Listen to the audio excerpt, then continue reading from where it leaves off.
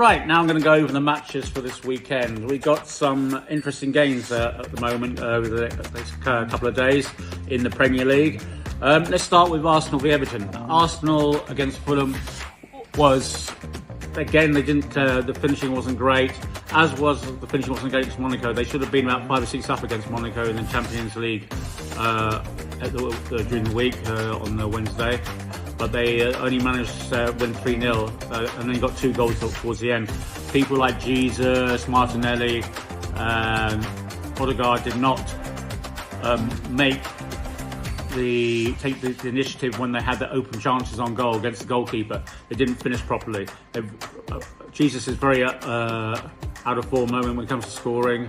He's never been prolific, but he's only scored 1 goal in about 25 matches. So he needs to improve greatly, as does Martinelli. Now Arsenal playing Everton tonight. I predict Arsenal at home to win 2 or 3-0 against Everton. I think Everton will be a very hard team to break down, but I don't see them beating Arsenal. I think it will be a 2-3-0 win. Although if the finishing is the same as it was the last couple of games, Arsenal will have problems again scoring, and they really need to not try to rely on Saka all the time to do the finishing. They really do need, come the January transfer market, to either get a replacement winger like Nico Williams for Martinelli, or a striker like Gyökeres. Well, let's wait and see what happens in the transfer window. Then we got Liverpool for Fulham. Now, although Fulham are a great team, they're playing Liverpool at home, and Liverpool are just totally on fire at the moment with regards to the way they're playing. I still fancy them to win the Premier League this season. I think they're playing so well under Arnold Slot. I think they're superb.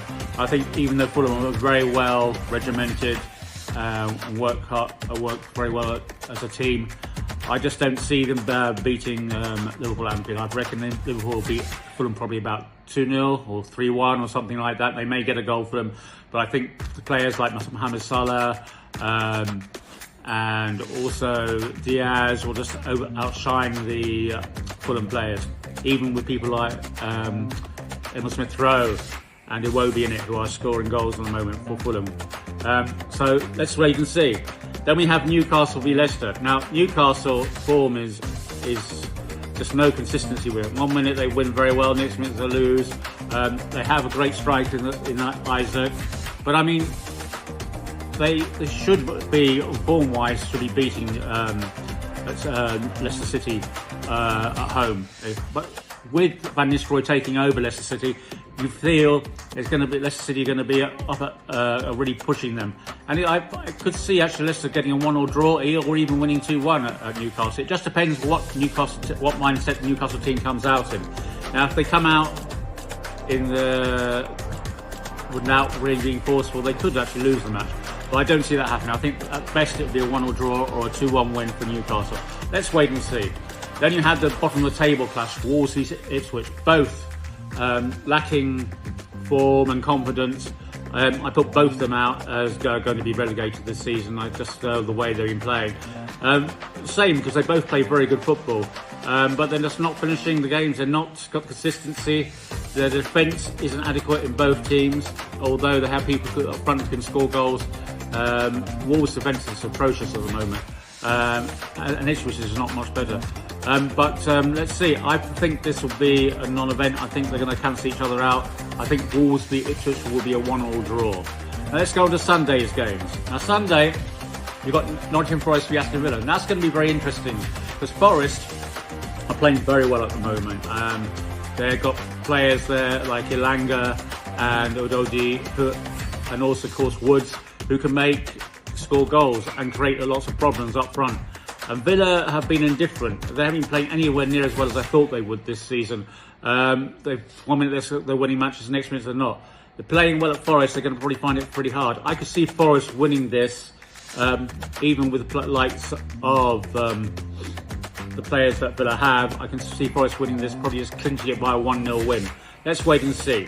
Then we have Brighton v Crystal Palace. Palace have recently really raised their levels. So this one, Palace could outshadow Brighton, but we'll have to wait and see.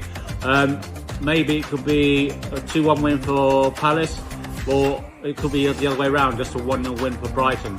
It depends how well the Palace team, Eze and so forth, and Mateta play. We can't really tell until the actual game starts, but Brighton obviously are very strong with Welbeck as well, Mateta, so we don't know how it could come out. But I think it'll be either a win for Brighton by 1-0 or Palace could win this round 2-1. And then finally, the two Manchesters are playing each other. Both teams are not playing well at the moment. Manchester United, obviously, with the new manager Amaron, and City, just form has been pretty poor this season. They could probably cancel each other out, but I think City will probably just beat Man United probably with a 2-1 win.